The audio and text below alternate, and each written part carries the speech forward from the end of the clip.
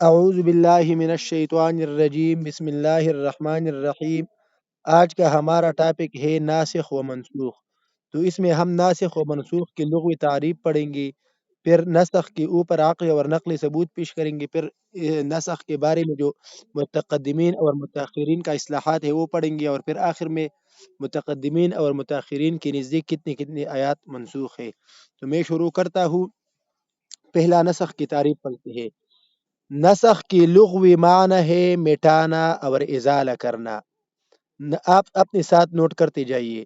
نسخ کی لغوی معنی ہے مٹانا اور ازالہ کرنا، اور اصطلاح میں نسخ کی تعریف یہ ہے: رفع الحکم الشرعی بدلیل شرعی، کسی حکم شرعی کو کسی شرعی دلیل سے ختم کر دینا، یعنی ایک شرعی حکم کو دوسری شرعی دلیل سے ختم کر دینا، اس کو نسخ کہتے ہیں۔ مطلب یہ کہ بعض مرتبہ اللہ تعالیٰ کی زمانے کی حالات کے مناسبت سے ایک شرعی حکم نافذ کرتا ہے، پھر کسی دوسری زمانے میں اپنی حکمت بالغہ کے پیش نظر اسی حکم کو ختم کر کے اس کی جگہ کوئی نئی حکم نازل کرتا ہے۔ اس عمل کو نسخ کہا جاتا ہے، اور اس طرح جو پرانا حکم ختم کیا جاتا ہے اسے منسوخ کہتے ہیں، اور جو نیا حکم آتا ہے اسے ناسخ کہتے ہیں۔ ایک مرتبہ دوبارہ سنی، مثلا اللہ تعالیٰ ایک حکم نازل کرتا ہے اور اس کے ذریعے پہلے حکم کو ختم کرتا ہے، تو اس سارے عمل کو نسخ کہتے ہیں۔ اور اس طرح جو پرانا حکم کو ختم کر دیتا ہے، ختم کیا جاتا ہے، اسے منسوخ کہتا ہے، اور جو نیا حکم آتا ہے اسے ناسخ کہتے ہیں۔ سمجھ آ گئی یہاں تک؟ نسخ کا عقلی اور نقلی ثبوت۔ نسخ کا عقلی اور نقلی ثبوت۔ یہودی حضرات کا یہ خیال ہے کہ اللہ تعالیٰ کے کلام میں نسخ نہیں ہو سکتا، کیونکہ ان کے خیال کے مطابق اگر نسخ کو ہم تسلیم کر لے تو اس سے یہ لازم آئے گا کہ معاذ اللہ، اللہ تعالیٰ بھی اپنی رائے میں تبدیلی کر لیتا ہے۔ یہودیوں کا یہ کہنا ہے اگر احکام الہی میں ناسخ و منسوخ کو تسلیم کر لیا جائے تو اس کا مطلب یہ ہوگا کہ پہلے اللہ تعالیٰ نے ایک وقت میں ایک حکم کو مناسب سمجھا تھا، بعد میں معاذ اللہ اللہ تعالیٰ کو اپنی غلطی کا احساس ہوا، اللہ تعالیٰ کو اپنی غلطی کا احساس ہوا، اللہ تعالیٰ پر اپنی غلطی جو ہے وہ واضح ہو گئی، تو اللہ تعالیٰ نے اپنے حکم کو واپس لے لیا۔ اصطلاح میں اسے بدا کہتے ہیں۔ لیکن یہودیوں کا یہ اعتراض بہت سطحی نوعیت کیا ہے۔ اگر ہم ذرا بھی غور کیا جائے، اس بات پر غور کیا جائے تو ہمیں اس کی غلطی واضح ہو جاتی ہے، اس لیے کہ نسخ کا مطلب رائے کی تبدیلی نہیں ہوتا، یعنی نسخ کا مطلب رائے کی تبدیلی نہیں ہوتا، بلکہ ہر زمانے میں اس دور کے مناسب احکام دینا ہوتا ہے۔ ناسخ کا کام یہ نہیں ہوتا کہ وہ منسوخ کو غلط قرار دے، بلکہ ناسخ کا کام یہ ہوتا ہے کہ وہ پہلی حکم کی مدت نفاذ متعین کر دے، اور یہ بتلا دے کہ پہلے حکم جتنے زمانے تک نافذ رہا اس زمانے تک وہی حکم مناسب تھا، لیکن اب حالات کی تبدیلی کی بنا پر ایک نئی حکم کی ضرورت ہے۔ جو شخص بھی سلامت فکر کے ساتھ غور کرے گا، دقیق فکر غور سوچ بچار کرے گا، تو اس نتیجے پر پہنچے بغیر نہیں رہ سکتا کہ یہ تبدیلی حکمت الہیہ کی بالکل عین مطابق ہے، اور اس سے کسی بھی اعتبار سے کوئی عیب نہیں کہا جا سکتا۔ حکیم ذات وہ نہیں جو ہر قسم کے حالات میں، ہم حکیم اس شخص کو نہیں کہتے کہ ہر حالات میں ایک ہی نسخہ لوگوں کو، مریضوں کو پلاتا رہے، بلکہ حکیم ہم اس شخص کو کہتے ہیں جو مریض اور مرض کی بدلتی ہوئی حالات پر بالغ نظری کے ساتھ غور کر کے نسخہ میں ان کے مطابق تبدیلیاں کرتا رہے۔ اور یہ بات صرف شرعی احکام کے ساتھ مخصوص نہیں، کائنات کا سارا کارخانہ اسی پر چل رہا ہے۔ مثلا اگر اللہ تعالیٰ اپنی حکمت بالغہ سے موسموں میں تبدیلیاں پیدا کرتا رہتا ہے، کبھی سردی کا موسم، کبھی گرمی کا، کبھی خزان کا، کبھی بہار کا، کبھی برسات، کبھی خشکی، کبھی ساری، یہ سارے تغیرات جو ہے یہ اللہ تعالیٰ کی حکمت بالغہ کی عین مطابق ہے۔ اور اگر کوئی شخص اسی بدا قرار دے کر اس پر اعتراض کرنے لگی تو اس سے معاذ اللہ خدا کے راہ میں کوئی تبدیلی لازم ہو نہیں آتی۔ اللہ تعالیٰ نے ایک وقت تک سردی کو پسند کیا، لوگ یہودی کہتے ہیں، بالتی میں ہم یہ کہیں گے کہ بعد میں الت کو غلطی کا واضح ہوئی اور اس کی جگہ گرمی بیچ دی، تو ہم اس شخص کو احمق کے سوا اور کیا کہہ سکتے ہیں؟ بین ہی یہی معاملہ شرع احکام کی نسخ کی ہے، یعنی اگر ہم اس کو برا قرار دینا اس کو بدا قرار دے کر عیب سمجھنا انتہائی درجے کی احمقی اور بے وقوفی ہے۔ یہ نسخ جو ہے یہ صرف امت محمدی صلی اللہ علیہ وسلم کی خصوصیات میں سے نہیں ہے، بلکہ پچھلی انبیاء علیہ السلام کی شریعت میں بھی ناسخ و منسوخ کا سلسلہ جاری رہا تھا، جس کی بہت سی مثالیں موجود ہیں۔ اور میں آپ لوگوں کو بائبل سے ایک مثال سناتا ہوں۔ مثلا بائبل میں ہے کہ حضرت یعقوب علیہ السلام کی شریعت میں بیک وقت دو بہنوں کے ساتھ نکاح کرنا جائز تھا، اور خود بھی حضرت یعقوب علیہ السلام کی دو بیویاں لیہ اور راحیل آپس میں بہنیں تھی اور بیک وقت حضرت یعقوب علیہ السلام کی نکاح میں تھی۔ اسی طرح موسیٰ علیہ السلام کی شریعت میں یعنی دو بہنوں کو ایک ہی بیک وقت ایک نکاح میں جائز رکھنا ناجائز قرار دیا۔ حضرت نوح علیہ السلام کی شریعت میں ہل چلتا پھرتا جاندار جو تھا وہ حلال تھا، لیکن موسیٰ علیہ السلام کی شریعت میں بہت سے جانوروں کو اللہ تعالیٰ نے حرام کر دیے۔ اسی طرح موسیٰ علیہ السلام کی شریعت میں طلاق کی عام اجازت دی، لیکن عیسیٰ علیہ السلام کی شریعت میں عورت کو زناکار ہونے کے سوا اسے طلاق دینے کی کسی حالت میں بھی اجازت نہیں دی گئی۔ غرض مطلب یہ کہ بائبل کے عہد نامہ جدید و قدیم میں ایسی ہزاروں مثالیں ملتی ہے جس میں کسی پرانے حکم کو نئی حکم کے ذریعے منسوخ کر دیا گیا ہے۔ آگے چلتا ہوں۔ ابھی ہم پڑھیں گے نسخ کے بارے میں متقدمین اور متاخرین کی اصطلاحات کا فرق۔ نسخ کے بارے میں متقدمین و متاخرین کی اصطلاحات کے فرق۔ لفظ نسخ کی استماع میں علماء متقدمین اور متاخرین کے درمیان اصطلاح کا ایک فرق رہا ہے، اس کو آپ لوگ سمجھ لیجئے۔ متقدمین کی اصطلاح میں نسخ کے لفظ کا ایک وسیع مفہوم کا حامل تھا، اور اس میں بہت سی وہ صورتیں داخل تھی جو بعد کے علماء کی اصطلاح میں نسخ نہیں کہلاتی۔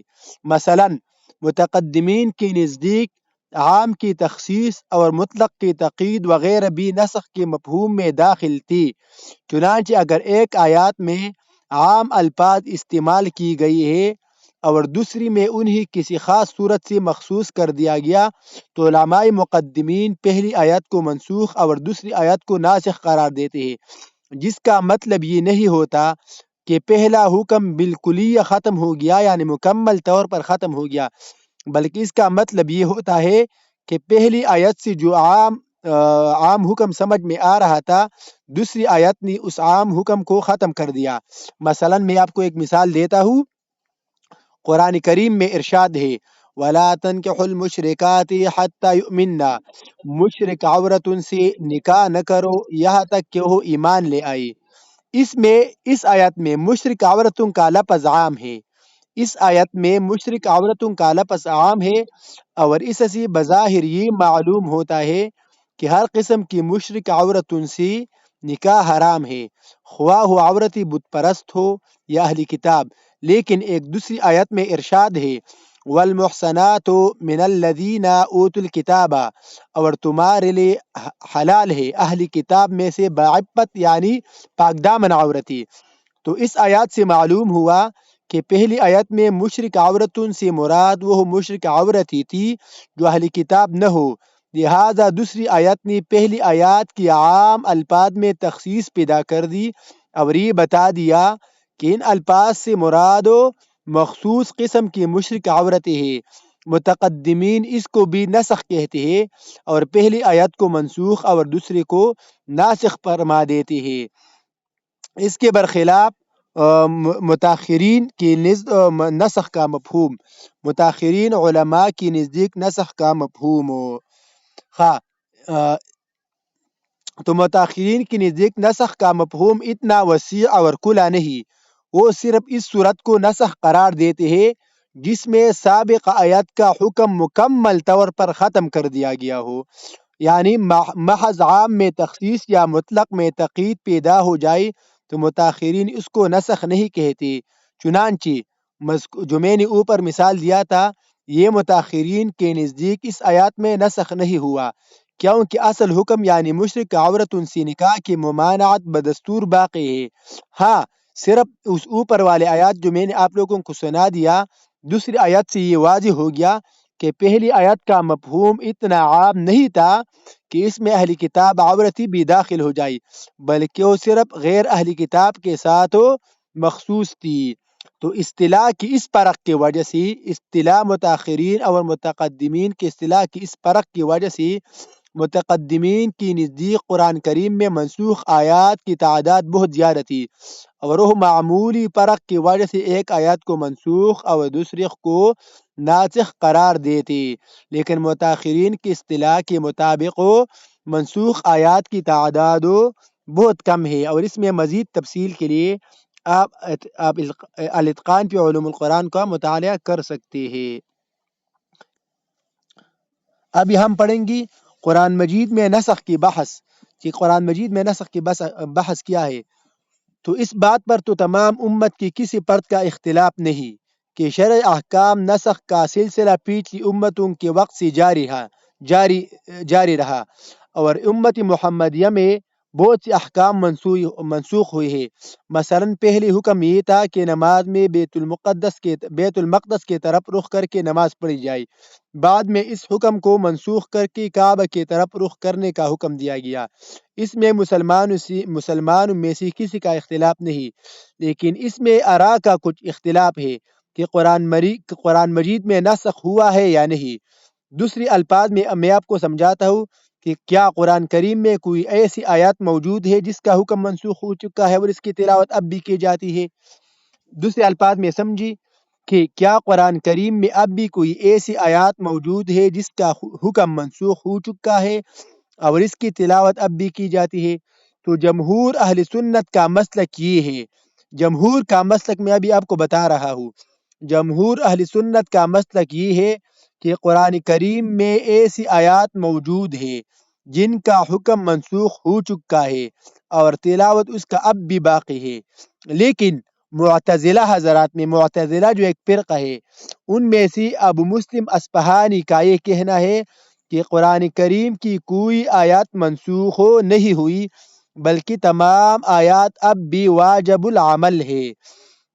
ابو مسلم اصفہانی کی تابعداری میں بعض دوسرے حضرات نے بھی یہی رائے ظاہر کی ہے۔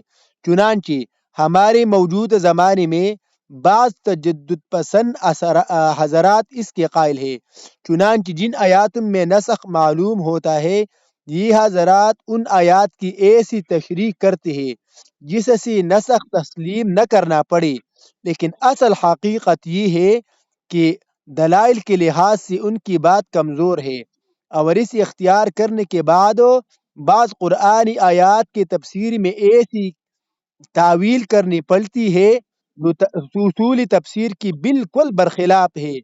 جو حضرات قرآن کریم میں نسخ کی وجود کے قائل نہیں، دراصل ان کے ذہن میں یہ بات بیٹھ گئی ہے کہ نسخ قرآن مجید میں ایک عیب ہے اور ہمیں قرآن مجید سے عیب کو خالی کرنا ہے، حالانکہ آپ کو میں پہلی بتا چکا ہوں کہ قرآن نسخ کو عیب سمجھنا کوتاہ نظری اور بے وقوفی کی بات ہے۔ پھر عجیب بات یہ ہے کہ ابو مسلم اصفہانی اور ان کے متبعین یہود اور نصارہ کی طرح اس بات کا انکار نہیں کرتے کہ اللہ تعالیٰ کے بہت سے احکام میں نسخ ہوا ہے، بلکہ یہ ابو مسلم اصفہانی کی اور ان کے متبعین یہ کہتے ہیں کہ قرآن کریم میں نسخ نہیں۔ اب اگر نسخ کوئی عیب ہے تو غیر قرآنی احکام میں یہ عیب کیسے پیدا ہو گیا جبکہ وہ بھی احکام میں عیب نہیں تھی؟ وہ قرآنی احکام میں عیب کیوں قرار دی گئی؟ وہ کہتے ہیں کہ یہ بات حکمت الہی کے خلاف معلوم ہوتی ہے کہ قرآن کریم میں کوئی آیات محضاً تبرک کے لیے، برکت کے لیے تلاوت کی جائے یا تلاوت کے لیے باقی رہ جائے اور اس پر عمل کا سلسلہ ختم کر دیا گیا ہو، لیکن اس بات کی یہ بات ان کی حکمت الہی کی خلاف کس بنا پر وہ یہ بات قرار دیتے ہیں؟ حالانکہ قرآن کریم کی منسوخ الحکم آیات کے باقی رہنے میں بہت سی مصلحت ہے۔ بات دوبارہ سمجھی کہ قرآن کریم کی منسوخ آیات کی جو تلاوت کے لحاظ سے باقی ہے، ان کی حکم منسوخ ہو چکے، ان میں ہمارے لیے بہت سی فائدے اور مصلحتی پوشیدہ ہے۔ مثلا میں آپ کو کچھ بتاتا ہوں، اس میں احکام شرعیہ کی تدریج کی حکمت واضح ہوتی ہے، اور ہمیں یہ معلوم ہوتا ہے کہ اللہ تعالیٰ نے انسانوں کو اپنے احکام کا پابند بنانے میں کس حکیمانہ طریقے سے کام لیا ہے۔ نمبر 2، شرع احکام، اس سے ہمیں شرعی احکام کی تاریخ کا علم ہوتا ہے کہ مسلمانوں پر کب اور کیا حکم نازل کیا گیا۔ خود قرآن کریم میں کئی مقامات پر پیچھے امتوں کے احکام کا ذکر ہمیں ملتا ہے جو امت محمدیہ صلی اللہ علیہ وسلم وہ منسوخ ہو گئی ہے۔ مثلا قرآن مجید میں ایک آیات ہے سورۃ انعام میں، وَعَلَى الَّذِينَ هَادُوا حَرَّمْنَا كُلَّ ذِي ظُفُرٍ وَمِنَ الْبَقَرِ وَالْغَنَمِ حَرَّمْنَا عَلَيْهِمْ شُحُومَهُمَا إِلَّا مَا حَمَلَتْ ظُهُورُهُمَا أَوِ الْحَوَايَا أَوْ مَا اخْتَلَطَ بِعَظْمٍ۔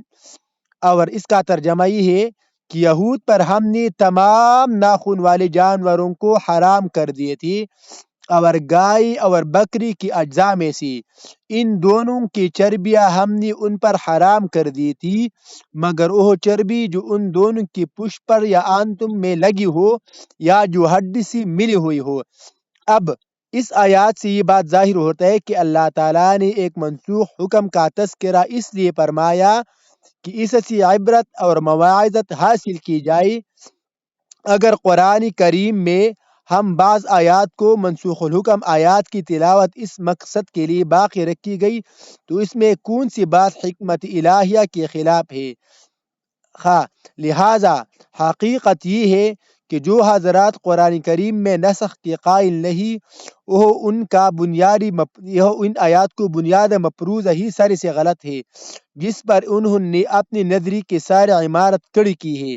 مثلا انہوں نے بعض قرآنی آیات کو دور دراز معانی اس لیے کی ہے کہ ان کی نظر میں نسخ ایک عیب ہے جس سے قرآن کریم کو وہ خالی دیکھنا چاہتے ہیں اور دکھانا چاہتے ہیں۔ اگر ان کی یہ بات واضح ہو جائے کہ نسخ کوئی عیب ہے بلکہ حکمت الہیہ کے عین تقاضا ہے، نسخ جو ہے یہ حکمت الہیہ کے عین تقاضا ہے، اور وہ جو نسخ کا منکر ہے، میں اب ان کا ایک مثال کے ذریعے آپ کو سمجھاتا ہوں۔ وہ کہتے ہیں کہ ایسی آیاتوں کی تفسیر وہ اس طرح کرتے ہیں جو عام طور سے کی جاتی ہے۔ مثلا وہ کہتے ہیں کہ قرآن کریم کا ایک ارشاد ہے کہ ما ننسخ من آیت او ننسها نأتی بخیر منها او مثلها الم تعلم ان اللہ علی کل شیء قدیر۔ تو میں ابھی بتاتا ہوں، ما ننسخ من آیات، میں نے آیات آپ لوگوں کو سنا دیا، جس آیات کو بھی ہم، اللہ کہتے ہیں کہ جس آیات کو بھی ہم منسوخ کریں گے یا بلائیں گے، اس سے بہتر یا اس جیسی آیات ہم لے آئیں گے۔ کیا تم نہیں جانتے کہ اللہ تعالیٰ ہر چیز پر قادر ہے؟ اس آیات کو جو بھی شخص غیر جانبدار ہو کر خالی ذہن ہو کر پڑھے گا، وہ اس بات کا یہ نتیجہ نکالے کہ بغیر نہیں رہ سکتا کہ قرآن کریم کی آیات میں نسخ کا سلسلہ خود قرآن کریم کی تصریح کے مطابق جاری ہے، لیکن ابو مسلم اصفہانی اور ان کی ہم نوا جو نسخ کو شرعی یا غیر شعوری طور پر عیب سمجھ کر قرآن کریم کو اس سے خالی قرار دینا چاہتے ہیں، وہ مذکور آیات کو دور دراز کا تعویلات کرتے ہیں۔ مثلا ابو مسلم کہتے ہیں کہ اس آیات میں ایک فردی صورت بیان کیا گیا۔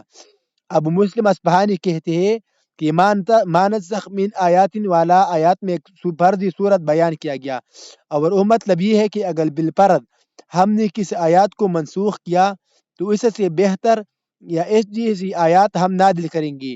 اس سے یہ لازم نہیں ہوتا کہ واقعتاً یا حقیقتاً بھی کوئی آیات منسوخ کی جائے، اور یہ ایسا ہے جیسا کہ ایک آیات میں ارشاد ہے ان کان للرحمن ولد فانا اول عابدین، اگر اللہ تعالیٰ کا کوئی لڑکا ہو تو میں سب سے پہلے اس کا عبادت کروں گا۔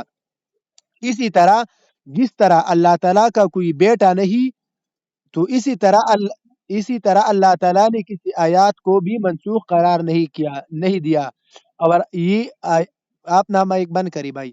تو اسی طرح اللہ تعالیٰ نے ما ننسخ من آیت والی آیاتوں ایک پردی طور پر بیان کی ہے۔ یہاں تک سمجھ آ گیا؟ چلو ابھی ہم پڑھتے ہیں منسوخ آیات قرآن کی تعداد۔ منسوخ آیات قرآن کی تعداد۔ متقدمین کی اصطلاح میں نسخ کا مفہوم بہت وسیع تھا، میں نے آپ لوگوں کو بتا دیا، اس لیے انہوں نے متقدمین نے منسوخ آیات کی تعداد بہت زیادہ بتائی ہے، لیکن علامہ جلال الدین سیوطی نے متاخرین کی اصطلاح کے مطابق لکھا ہے کہ پوری قرآن کریم میں کل 19 آیات منسوخ ہے۔ یہ جلال الدین سیوطی نے کہا ہے کہ قرآن کریم میں کل 29 آیات منسوخ ہے۔ پھر آخر دور میں حضرت شاہ ولی اللہ محدث دہلوی فرماتے ہیں کہ 19 جی ہیلو ٹھیک ہے، علامہ جلال الدین سیوطی فرماتے ہیں کہ قرآن مجید میں کل 19 آیات منسوخ ہیں، لیکن آخری دور میں حضرت شاہ ولی اللہ رحمہ اللہ فرماتے ہیں کہ قرآن مجید میں 19 آیات منسوخ نہیں بلکہ 5 آیات منسوخ ہے۔ ان میں سے جو حضرت شاہ ولی اللہ 19 آیاتوں پر مفصل تبصرہ کر کے صرف 5 آیاتوں میں نسخ تسلیم کیا ہے، اور باقی آیات میں ان تفسیروں کو ترجیح دی ہے جن کے مطابق انہیں منسوخ ماننا نہیں پڑتا۔ ان میں سے اکثر آیاتوں کے بارے میں حضرت شاہ ولی اللہ کی توجیحات نہایت معقول ہے اور قابل قبول ہے، لیکن بعض حضرت شاہ ولی اللہ محدث دہلوی کے بعض توجیحات سے اختلافات بھی کیا جا سکتا ہے۔ بہرحال شاہ ولی اللہ محدث دہلوی نے جن 5 آیاتوں کو منسوخ تسلیم کیا ہے وہ ایک آیات میں آپ کو ابھی بتا رہا ہوں۔ آیات شاہ ولی اللہ کے نزدیک نمبر 1 آیات ہے۔ نمبر 1 آیات کیا ہے؟ کتب علیکم اذا حضر احدکم الموت ان ترک خیرا الوصیۃ للوالدین والاقربین بالمعروف حقا علی المتقین۔ جب تم میں سے کسی کے سامنے موت حاضر ہو جائے، یعنی کسی کو موت آ جائے اور اگر وہ مال چھوڑ رہا ہو تو اس پر والدین اور اقربا کے لیے وصیت بالمعروف کرنا فرض قرار دیا گیا۔ اس آیات میں یہ حکم متقیوں پر لازم ہے۔ تو یہ آیات جو میں نے تلاوت کی اس میں حالت مثلا مرض الوفات میں جو شخص ہو اس پر وصیت کرنا فرض تھی۔ یہ آیات اس زمانے میں نازل ہوئی تھی جب میراث کے احکام نازل نہیں ہوئی تھی، اور اس میں ہر شخص کی ذمہ یہ فرض قرار دیا گیا تھا کہ وہ مرنے سے پہلے اپنی ترک کے بارے میں وصیت کر کے جائے، اس کے والدین یا دوسرے رشتہ داروں کو کتنا مال تقسیم کیا جائے۔ بعد میں اس آیات کو اللہ تعالیٰ نے اس آیات کے ذریعہ منسوخ کر دیا۔ وہ آیات کیا ہے؟ یوصیکم اللہ فی اولادکم للذکر مثل حظ الانثیین، آخر تک۔ تو اس یوصیکم اللہ آیات نے کتب علیکم اذا حضر احدکم الموت آیات کو منسوخ کر دیا۔ تو اب یہ نسخ ہو گیا، تو منسوخ آیات کتب علیکم ہو گیا اور یوصیکم اللہ فی اولادکم والی آیات اس کا ناسخ ہو گیا۔ مثلا انٹرویو میں ہم سے ایسا بھی پوچھا جا سکتا ہے کتب علیکم اذا حضر احدکم الموت والی آیات کو کس آیات نے منسوخ کر دیا؟ تو آپ نے بتانا ہے یوصیکم اللہ فی اولادکم للذکر کی آیات، اس آیات نے کتب علیکم اذا حضر احدکم الموت کی آیات کو منسوخ کر دیا۔ اب یہ تلاوتاً باقی ہے اور اس کا حکم منسوخ ہو چکا ہے۔ آیات نمبر 2 شاہ ولی اللہ کے نزدیک آیات نمبر 2 منسوخ آیات: إن يكن منكم 20 صابرون يغلبوا 200 وإن يكن منكم 100 يغلب 1000 من الذين كفروا بأنهم قوم لا يفقهون۔ اس کا ترجمہ یہ ہے اگر تم میں سے 20 آدمی استقامت رکھ جی سمجھ آ گئی؟ ٹھیک ہے، آگے اس ایکم منکم عشرون صابرون، اس کا ترجمہ یہ ہے اگر تم میں سے 20 آدمی استقامت رکھنے والے ہوں گے تو وہ 200 مردم پر غالب آ جائیں گے، اور اگر تم میں سے 100 آدمی استقامت رکھنے والے ہوں گے تو وہ 1000 کافروں پر غالب آ جائیں گے، کیونکہ یہ کافر ایسے لوگ ہیں جو صحیح سمجھ نہیں رکھتے۔ یہ آیات اگرچہ بظاہر ایک خبر ہے لیکن معنی کے لحاظ سے یہ ایک حکم ہے، اور وہ حکم کیا ہے؟ حکم یہ ہے کہ مسلمانوں کو اپنے سے 10 گنا زائد دشمن کے مقابلے سے بھاگنا جائز نہیں۔ مثلا اگر 100 مسلمان ہو تو پہلے زمانے میں اس کے مقابلے میں اگر 1000 کافر تھے تو ان سے مقابلہ کرتے بھاگنا ان کے لیے جائز نہیں تھا۔ اب یہ اللہ تعالیٰ نے اس آیات کو دوسری آیات کے ذریعے منسوخ کر دیا۔ وہ آیات کیا ہے؟ یہ پہلی آیات جو میں نے بتا دیا، یہ سورۃ انفال آیات نمبر 65 تھا، آیات نمبر 65۔ ابھی آیات نمبر 66 سنی سورۃ انفال کی آیات نمبر 166، صرف 66۔ الآن خفف اللہ عنکم وعلم ان فیکم ضعفا فیکم منکم مئۃ صابرۃ یغلبوا مئتین ویکم منکم الف یغلبوا الفین باذن اللہ واللہ مع الصابرین۔ اب اللہ تعالیٰ نے تمہارے لیے آسانی پیدا کر دی، اور اللہ کو علم ہے کہ اب تم میں سے کچھ کمزوری ہے۔ اگر اب تم میں سے 100 افراد استقامت رکھنے والے ہوں گے تو 200 کافروں پر غالب رہیں گے، اور اگر تم میں سے 1000 ہوں گے تو 200 لوگوں پر غالب ہوں گے، اللہ کے حکم سے غالب ہوں گے، اور اللہ تعالیٰ صبر کرنے والوں کے ساتھ ہے۔ تو اس آیات نے پہلی آیات کے حکم میں تخفیف پیدا کر دی، اور 10 گنے دشمن کے بجائے دگنی حد مقرر کر دی۔ اس حد تک راہ فرار اختیار کرنا مسلمانوں کے لیے جائز نہیں۔ تو پہلی آیت منسوخ، دوسری آیت ناسخ ہو۔ آپ سے انٹرویو میں پوچھا جا سکتا ہے یکم منکم عشرون صابرون یغلبوا مئتین کی والی آیات کو کس آیت نے منسوخ کیا؟ تو آپ نے الان خفف اللہ عنکم یہ آیت سنانا ہے۔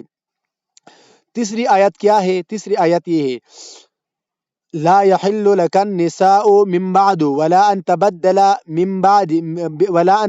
بهن من ازواج ولو اعجبك حسنهن۔ اے نبی، اے رسول، آپ کے لیے اس کے بعد عورت حلال نہیں، اور نہ یہ حلال ہے کہ ان موجودہ ازواج کو، بیویوں کو بدل کر دوسری عورتوں سے نکاح کرے، خواہ وہ عورت ان کا حسن آپ کو کیوں پسند نہ ہو۔ اس آیات میں نبی صلی اللہ علیہ وسلم کو مزید نکاح کرنے سے منع فرما دیا گیا تھا، بعد میں یہ حکم منسوخ کر دیا گیا، اور اس کی ناسخ آیات وہ ہے جو قرآن کریم کی موجودہ ترتیب میں اس آیات سے پہلے مذکور ہے۔ وہ آیات کیا ہے؟ یہ پہلی آیات جو میں نے بتا دیا، یہ سورۃ احزاب آیات نمبر 51 تھا، یہ آیات نمبر 50 میں بتا رہا ہوں ابھی۔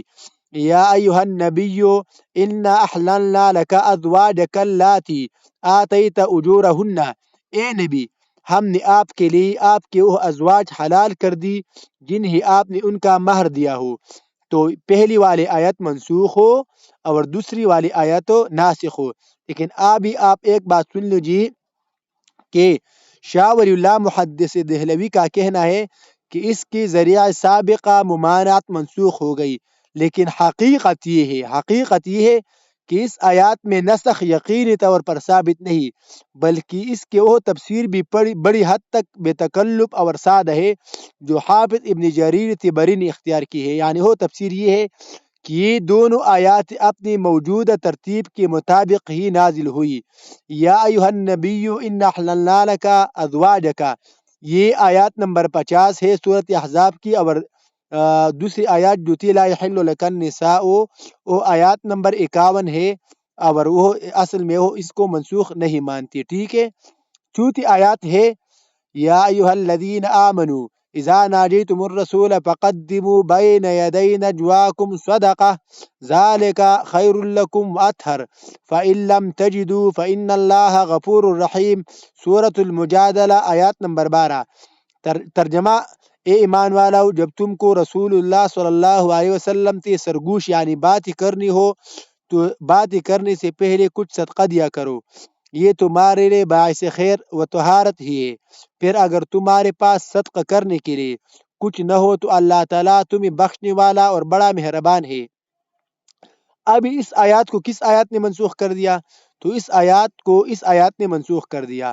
اشفقتم ان تقدموا بین یدی نجواکم صدقات، تو فإذ لم تفعلوا وتاب اللہ علیکم فاقیموا الصلاة وآتوا الزکاة وأطیعوا اللہ ورسولہ۔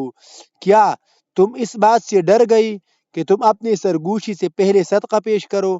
پس جب تم نے ایسا ہی نہیں کیا اور اللہ تعالیٰ نے تمہاری توبہ قبول کر لی تو اب نماز قائم رکھو اور زکوٰۃ ادا کرتے رہو اور اللہ اور اس کے اطاعت کیا کرو، تو پہلی والی آیت منسوخ ہو اور دوسری والی آیت جو ہے یہ ناسخ ہے۔ اسی طرح سرگوشی سے پہلے صدقہ کرنے کا حکم منسوخ کر دیا گیا اس آیت کے ذریعے۔ آیات نمبر 5 ہے یا ایہا المزمل قم اللیل الا قلیلا نصفہ او انقص منہ قلیلا۔ اے مزمل، اے چادر اوڑھنے والے، اس سے مراد نبی علیہ السلام ہے، رات کو تہجد میں کڑے رہیے مگر تھوڑا سا حصہ، آدھی رات یا اس میں سے کچھ کم۔ تو اس آیات میں رات کے کم از کم آدھے حصے میں تہجد کی نماز کا حکم دیا گیا تھا، لیکن بعد میں اگلی آیات نے اس میں آسانی پیدا کر کے سابق حکم کو منسوخ کر دیا۔ وہ آیات کون سے؟ وہ آیات یہ ہے علم ان لن تحصوه فتاب علیکم فاقرؤوا ما تیسر من القرآن۔ اللہ کو معلوم ہے کہ آئندہ اس حکم کی پابندی تم نہیں کر سکو گی، اس لیے اللہ تعالیٰ نے تمہیں معاف کر دیا، بس اب تم قرآن کا اتنا حصہ پڑھ لیا کرو جو تمہارے لیے آسان ہے۔ تو یہ جو میں نے 5 آیات بتا دی، شاہ ولی اللہ محدث دہلوی کی تحقیق ہے کہ تہجد کا حکم واجب تو پہلی بھی نہیں تھا، لیکن پہلے اس میں زیادہ تاکید اور اس کا وقت بھی زیادہ وسیع تھا، بعد میں وہ تاکید کم ہو گئی اور اس وقت کی اتنی پابندی بھی نہیں رہی۔ تو یہ 5 آیات ہے جو میں نے آپ لوگوں کو شاہ ولی اللہ کے قول کے مطابق جن میں نسخ ہوا ہے میں نے آپ کو بتا دی، لیکن آپ لوگوں پر یہ بات واضح رہی کہ یہ 5 مثالیں صرف اس صورت کی ہے۔ یہ 5 بات کو سمجھیے، یہ 5 مثالیں صرف اس صورت کی ہے جس میں ناسخ اور منسوخ دونوں قرآن کریم کے اندر موجود ہو۔ اس کے علاوہ ایسی کئی مثالیں ہیں کہ قرآن کریم میں بالاتفاق بہت سی ہے، ایسی مثالیں ہیں قرآن کریم میں بالاتفاق بہت سی ہے جن میں ناسخ تو قرآن کریم میں موجود ہے لیکن ان کا منسوخ موجود نہیں۔ مثلا تحویل قبلہ کا حکم جو ہے اس کا ناسخ آیات قرآن مجید میں موجود ہے لیکن ان کا منسوخ آیات قرآن مجید میں موجود نہیں۔ ہماری بحث کا نتیجہ کیا ہوا؟ تو اس کا نتیجہ یہ ہوا کہ قرآن کریم کی آیاتوں میں نسخ کا وجود کوئی عیب نہیں جس سے قرآن کریم کو خالد دکھانے کی کوشش کی جائے، بلکہ یہ بالکل حکمت الہی کا عین تقاضا اور اس کے مطابق ہے۔ لہذا اگر کسی آیات کو کسی تفسیر کو محض اس بنا پر ہم رد نہیں کرنا چاہیے کہ اس کے مطابق قرآن میں نسخ لازمات ہے، لیکن اصول تفسیر کے مطابق جو تفسیر راج ہو اسے اختیار کر لینے میں کوئی قباحت نہیں۔ تو ہمارے بحث کا تھوڑا سا خلاصہ یہ ہوا کہ مثلا نسخ کو لغوی معنی ہے مٹانا اور ازالہ کرنا، اصطلاحی تعریف یہ ہے رفع الحکم شرعی بدلیل شرعی، کسی حکم شرعی کو کسی شرعی دلیل سے ختم کر دینا۔ پھر یہودیوں کا خیال یہ تھا کہ قرآن مجید میں نسخ یعنی یہودیوں کے ہاں نسخ احکام الہی میں نہیں ہو سکتا، اور مشہور علماء کا امت مسلمہ کا اس پر اتفاق ہے کہ قرآن مجید میں نسخ موجود ہے، لیکن معتزلہ میں ابو مسلم اصفہانی قرآن مجید میں نسخ کے قائل نہیں۔ اور پھر متقدمین اور متاخرین کے اصطلاحات میں فرق ہو، متقدمین نسخ کی اصطلاح میں متقدمین جو ہی تھی ان کے ہاں نسخ کے وسیع مفہوم تھا، اور متاخرین کے نزدیک اس کا مفہوم جو تھا وہ محدود تھا، اتنا وسیع نہیں تھا۔ متقدمین جو تھی وہ عام کی تخصیص اور مطلق کی تقید کو وغیرہ کو بھی نسخ کے مفہوم میں داخل کر دیتے ہیں، اور متاخرین اس طرح نہیں کرتے۔ اور شاہ ولی اللہ کی نزدیک منسوخ آیات کی تعداد 5 ہے، اور ایک منٹ متقدمین کے جی متقدمین ان علماء کو کہتے ہیں جو متقدمین ان علماء کو کہتے ہیں جو بہت پہلے گزر چکی ہے، لیکن نبی صلی اللہ علیہ وسلم کے زمانے کے نزدیک متاخرین اس کو کہتے ہیں جو بعد میں آئی ہے، بعد میں آئی ہے، بعد میں جو اب تحقیق کر رہے ہیں بعد میں آئی ہے، ٹھیک ہے۔ ان کے لیے